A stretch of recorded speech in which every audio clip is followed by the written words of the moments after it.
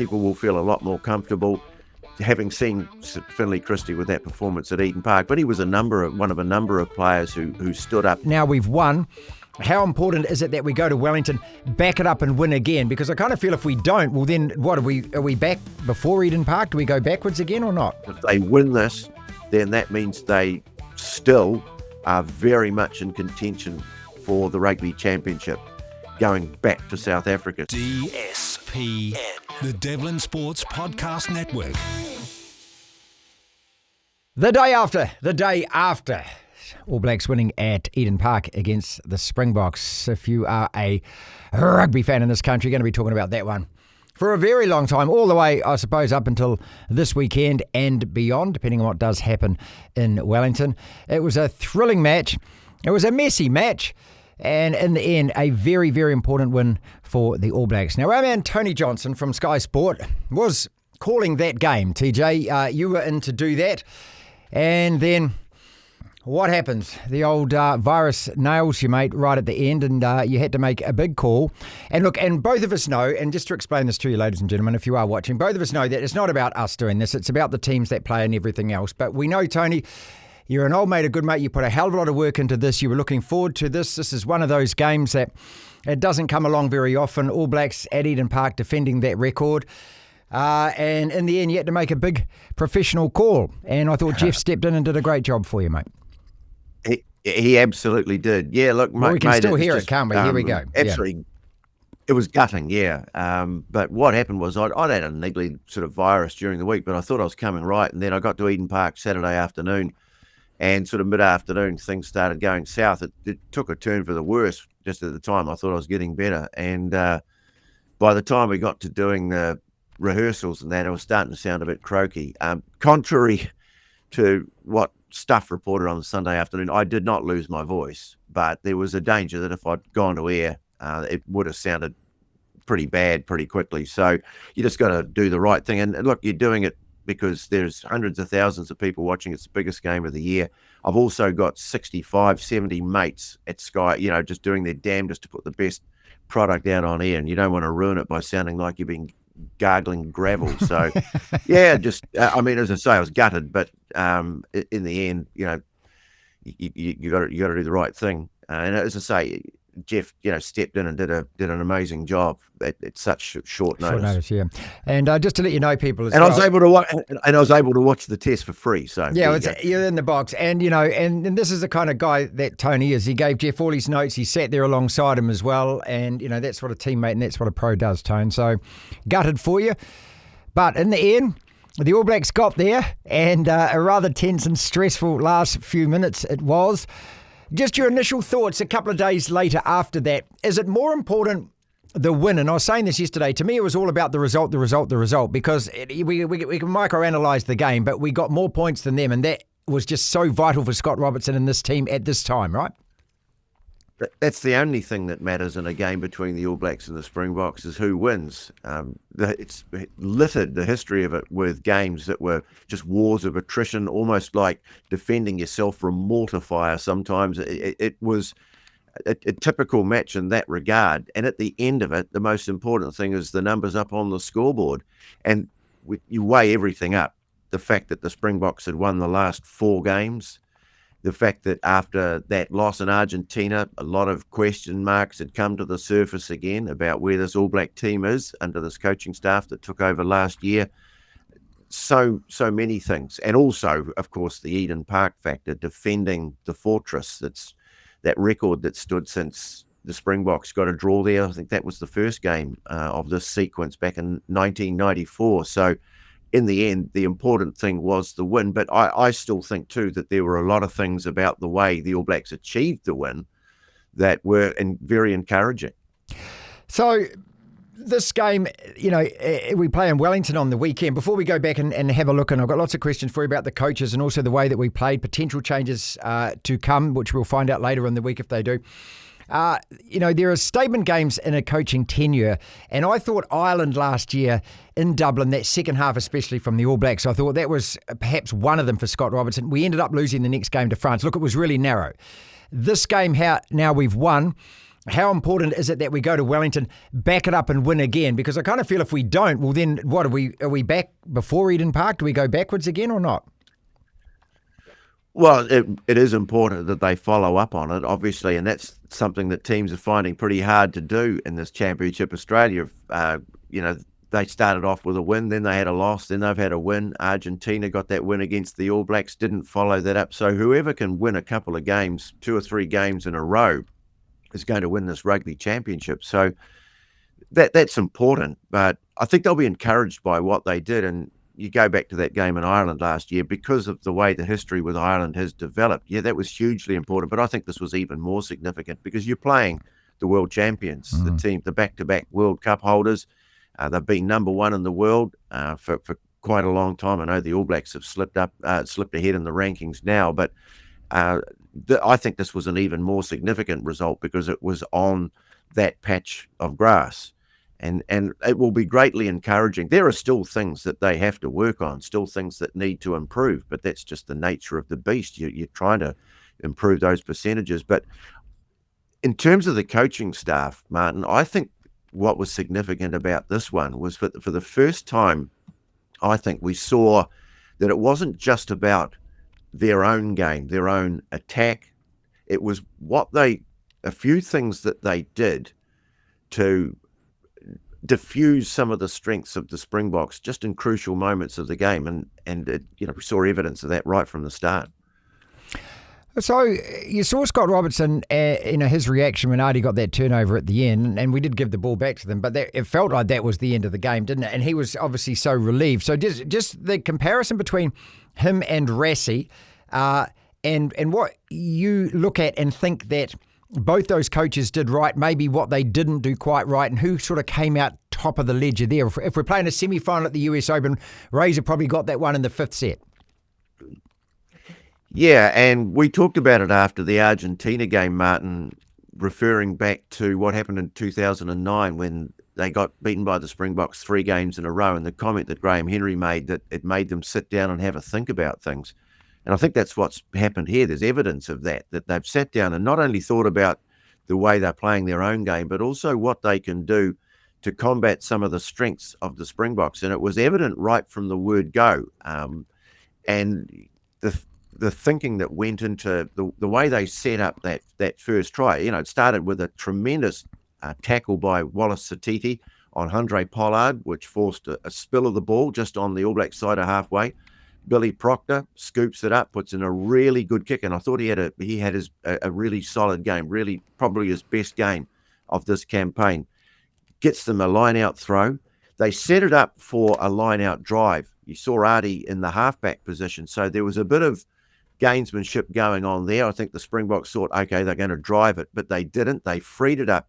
The backs set themselves a bit deeper. There was a lot of movement off the ball, and the Springbok defence does tend to bite in, and it bit in even more when they saw the likes of Jordan coming in at angles, and that scrunched them all up. And that kind of left Billy LaRue in a bit of no man's land, not quite sure what to do. And in a flash, that's when Beauden Barrett landed that kick on a sixpence out on the wing for Imoni Narawa. And he still had a lot to do, Tony. He still had a lot to do because he caught it on the ground, remember? Well, once Billy LaRue realised what had happened too, he ended up nutmegging himself, Billy. That expression they have in football where you're confronted by a defender and you kick the ball between his legs and take after it. Billy LaRue kind of nutmegged himself, sort of went over the top of Narawa, up he goes and off scores the try. But it was a brilliantly executed strategy right from the first line out of the game. Set the tone for the match. You get an early lead against the Springboks, make them chase the game. And then even the second line out that led to the try by Will Jordan, similar sort of deception, setting up for a drive, but then working that move off the tail with Satiti, the impasse. Yes, it took a missed tackle by Malcolm Marks, but I thought those two things signaled the fact, they've put some real thought into this. A couple of other areas where it showed out as well. They started flooding the breakdown at times. Now, the greatest strength of the Springbok team over this great era that they've had has been their short kicking game and the ability of their halfbacks, whether it's Faf or whether it's Williams, or whether it's Reinach to kick from the boot of a ruck.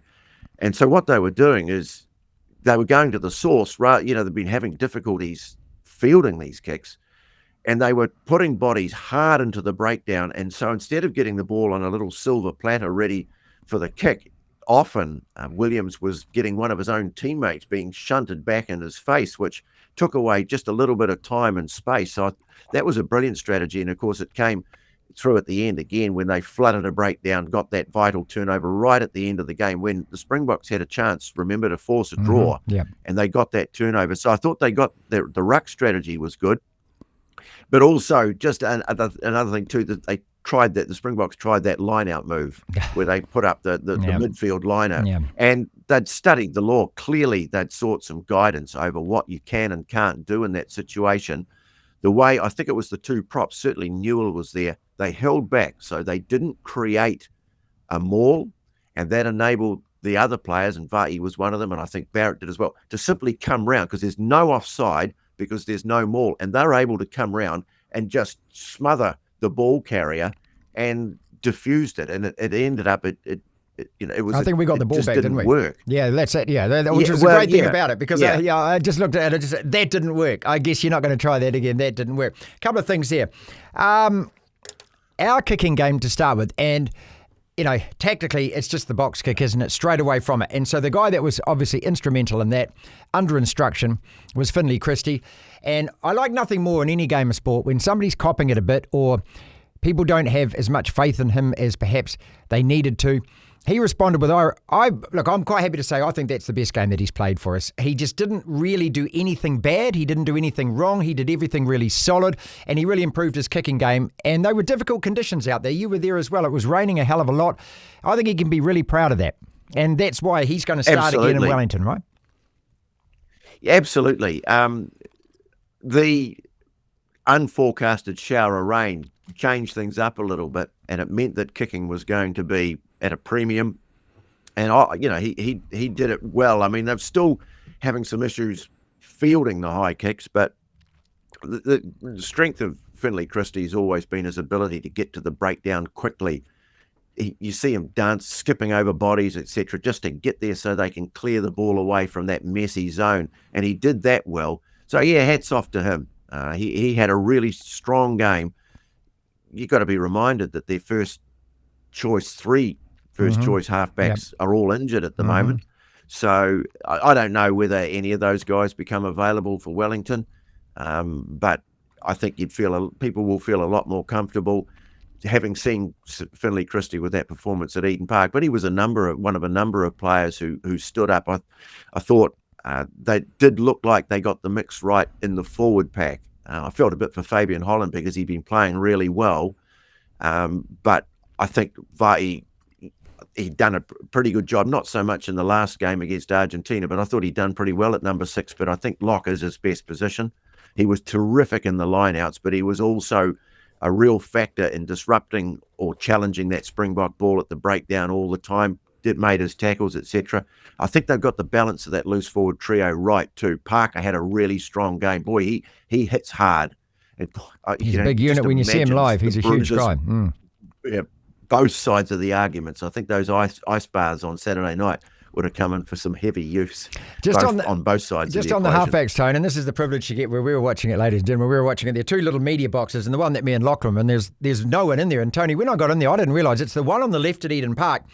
So you walk in, there's a door on the left, there's a toilet. The other door, it actually says players' changing room. And I thought, there's no way that's access to the players' changing room. So I open the door and there's a staircase downstairs. Well, 5 minutes later, all the coaches come out of there and walk straight past us. Yeah. And Wayne Smith was with them, and he stopped and said hello. I'm not name dropping people, but I've known Wayne for a long time, and he stopped and said hello. So it was interesting to me that he was there. Plus also, Hotham and Cortez were sitting up just behind us for about the first 15 minutes or so. I did try and pry out of them whether or not they're both going to be available for this weekend. I got absolutely zero, of course. But yeah, just to mention Wayne Smith for a start, his presence there, being there live. So it's not just being in the camp as well, but him being there. How significant was that? Well, he was in the background. You could see it in the shots that he was sitting at a desk behind them. So he wasn't involved in that direct coaching role, and that is his job. He's an advisor, but just having him in the mix, I think, just would have helped with the process of dealing with some of the issues that have bothered them. Excuse me, and also some solutions, and helping the coaching staff reach their conclusions. Like just his mere presence there would help. As I say, it's a process coaching, and it's great that we've got someone, or in New Zealand have got someone that they can call on. I know he had a hand too in preparing the Black Ferns for the Rugby World Cup as well. So we're lucky in New Zealand to have a guy with his status, his incredible knowledge, and his ability to problem solve, but also to come up with just new ideas that you can throw into the mix. So yeah, not insignificant that he was there. What changes, if any, for Wellington? Mex reckons that he wants Fabian Holland to come back in. This is his idea. Fabian Holland comes back in. Parker goes to 8. He puts Vai at 6 because he wants 4 guys that are able to, obviously compete for the ball in the air. And that's, kickoffs, lineouts, and contestability as far as the box kicks goes, especially defending them and, securing that ball when the Boks are doing it as well. Would you make any changes, or do you think that this team deserves another crack given the fact that they won that game?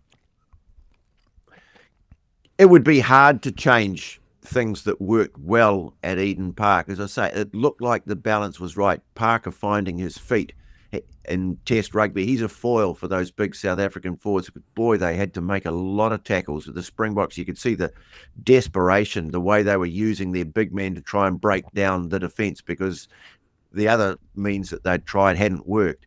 And so to have a big body like that in the mix, I wonder, I think they might just stick with that. They'll have to make a couple of changes.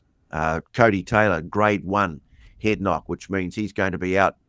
Hopefully he'll be back for the Bledisloe Cup in, 3 weeks' time. The interesting one there is, who do you start? I thought Taukei'aho coming off the bench had a tremendous game, but do you perhaps keep him up your sleeve as a bench player, an impact player? Brodie McAllister, talking to some of the Canterbury staff a while back when I was down there, they were telling me he's a very strong scrummaging prop, but he's also, as we know, a very good line-out thrower. And is that an option to start him and stick with Taukei'aho in that impact role, which he can perform so well? So that's one decision they'll have to make. The other one is that poor Imoni Narawa, having got off to such a brilliant start, then went up in the air to contest a ball and copped a knee in the ribs. It was no foul play. No, it was just an accident. accident. His clash with Pollard, and obviously did something to his ribs, and they can be notorious, those. So they may well have to make a change on the right wing. Now, if it was me, I think I would go Will Jordan on the right wing and Mackenzie at fullback, because Mackenzie, he played bloody well, so brave. Yeah, he played bloody and well. He played well, and immediately took over the goal kicking, because he's a reliable goal kicker. And that enables you, if you've got Mackenzie at fullback, Jordan on the right wing, with that ability to pop up wherever he's needed, and then Ruben Love in front of his home crowd, coming off the bench. Yeah. So I wonder whether they might go with that. I don't know. I can't second guess them. I would probably prefer that. The other option, of course, is, you just go back to Sevu Reece and say, well, here's your number 14 jersey back. But I wonder whether they'll stick with that configuration that they had with Mackenzie at fullback, Jordan on the right wing as a means of covering that. I don't know whether anyone else is going to come back into contention. Maybe Leicester, do you think? Well, actually, not so much Leicester. I think Billy Proctor playing in Wellington, we've said so often, it's a challenging position, but I tend to stick with him. I thought he had a stronger game in Auckland. If there was a possible change, and I don't want to join the pile on Rieko Ioane, because he made a tackle on the goal line that helped them save that test match. Yes, he did. But I was watching Caleb Clark as Auckland finally broke the donut against Markle. And that's a huge win. That was down in Blenheim. That was at your place too, mate. So yeah, it was, and that's a great result for Batesy and his crew. to get off the duck. But just the way Caleb Clark took those high balls above his head, he's got that ability, sort of almost AFL style, to rise up, take the ball up above his head. He definitely becomes an option on the left wing that they might consider. But then they could also say, well, look, you guys got the business done at Eden Park. We want to build on that. We'll probably need to be better again in Wellington, because you know that the Springboks are going to come back and throw absolutely everything at this. Yeah. Because if they win this, then that means they still are very much in contention for the Rugby Championship going back to South Africa. So that's the question they've had. So obviously 2 changes that they'll have to make. They've got options elsewhere, and Caleb Clark may well be one of them if they're satisfied with what they've seen, what he might be able to bring in the left wing. Tony, a couple of things before we go. That as much as we're going to bask in this, and as I said right at the start, it's all about the result. One of the notes that I made, I thought that perhaps South Africa were about 75% of the way that they can play. I think they can definitely lift their game and definitely improve their game. And we haven't really seen this year them at their very best, have we? Even when they won at Cape Town against Australia, are they as powerful and imperious and all-conquering as we kind of think that they can be? So I expect them to get better for a start. They've also got this first 5 thing going on at the moment now. With Sasha came on and played really well. So, you know, whether they start with Pollard or whether they start with Sasha and they bring Pollard back on. A wounded Springbok side is like a wounded All Black side. They are going to rebound and they are going to respond. There's no question about that. So I think that we have to be very wary of them and not discount them at all. And there are, you know, areas in the All Black game which didn't work, and we've got to get those right. So I still think it's probably a hell of an even game, long-winded way of saying, of going into Wellington as well. I'm delighted with the win, but I don't feel any huge amount of extra confidence because of that. I still think, my God, we've got to do it again.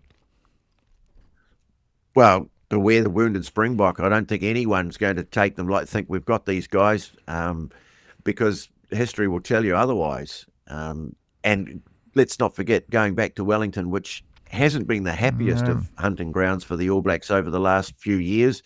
And they know that if they get a win here, then everything's back on keel again. So I've also heard there's a bit of noise amongst the Springbok fans too for Marnie Libok at 10. So got to make a decision there. I think in New Zealand we're conditioned to looking at Pollard as being a guy who's such a very good goal kicker that he's always going to be a threat. He didn't have his greatest game at Eden Park. He slipped over at one stage, which just as something was opening, a possibility was opening up, that was unfortunate.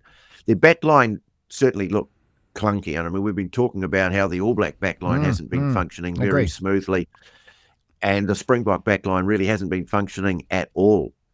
You think about the threats that they've got on the wing; they just couldn't get the very dangerous wingers into the game. I thought Moody he's such a tremendous footballer. Everything he did really well, but you just didn't see it enough.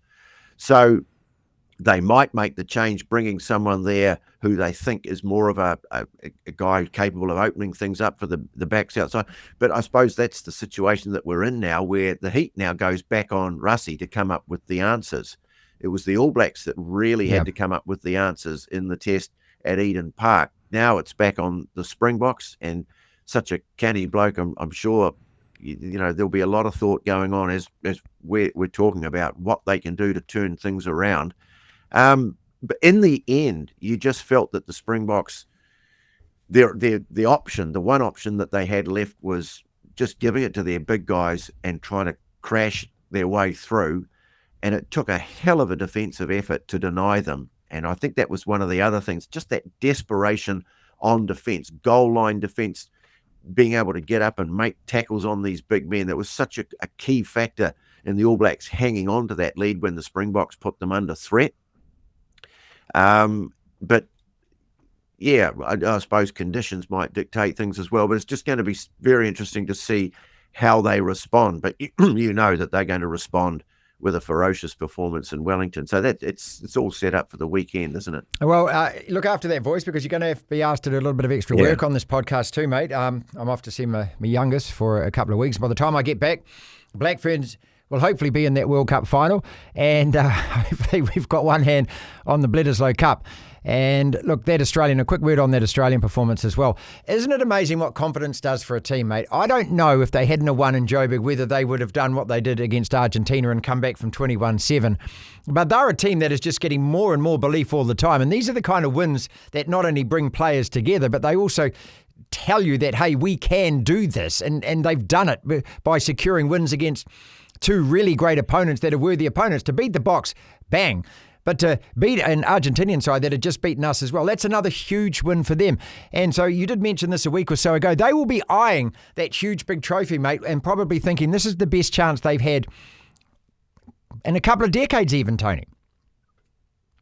Yep. Bledisloe Cup, as I've said, would be more important to Australia than the Rugby Championship. But if they can get another win against the Pumas this week, then they are right in the hunt for the Rugby Championship. It's another example of their ability to come back from a bad start. We saw it in the first game against the Springboks. We saw it again that the Pumas built up a lead.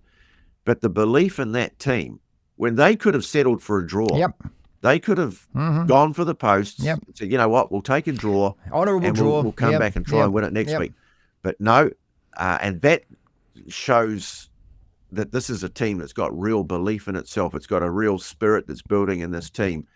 And they executed really well when the game was on the line to come up with the big play when it was most needed. So that was a win that you just have to admire what they've done. And so, yeah, it's all set up. But as I say, let's just take this one step at a time. Springboks, then the Bledisloe Cup. But yeah, Australia, that's a terrific win for them. Let's close on Blue September, mate, because I know this is a cause that's very dear to your heart. You've had prostate cancer and been thankfully and very successfully treated because of that. My dad died, of course, of it, and so it's something that's always with us. And this particular month, I do encourage everyone, if you can, get involved with this charity. But as a man, and we're in what they call Sniper Alley, Tone, and so you just got to get it done every year. Go and get a blood test. Go and do it for yourself. Do it for every one of your mates. Do it for your family. Go and get a blood test, people. Tell them to go and get a blood test. Yeah, well, it's 6.5 years ago, Martin, that I was diagnosed, and I think at the time, you were one of the only people that I told because I want to keep it. I wanted to just keep it quiet and deal with it myself. But no, we've got to talk about it. There's this thing in New Zealand where males go, I haven't been to the doctor for 10 years, like it's clever. It's something to be proud of, yeah, right. But it's anything back. And you and I both know so many people that we know, not just within our family or myself, but friends of ours, people that we've worked with in the industry have had prostate cancer. The thing about it is the sooner you get it, the more treatable it is. It becomes one of the more treatable forms of cancer, one of the most treatable forms of cancer if it's caught early. And the key to that, it's not the old-fashioned way that puts a lot of men off. It's just a blood test as part of an annual health checkup. That's how I got onto mine. If I'd waited for mine to start developing symptoms, I would not be talking to you now. That's purely and simple. That's my story. But I got it early and I was able to get it treated. So just urging our fellow Kiwi males, just once a year, go to your doctor, ask for that blood test. They test you for a thing called PSA. And that's the indicator. So and I'm an ambassador for the Prostate Cancer Foundation now, so that's why I'm talking about it, Marty. But yeah, thanks for giving me the opportunity to do that because it's really important. Okay, be nice to Lock in the next couple of weeks, mate. I will. DSPN.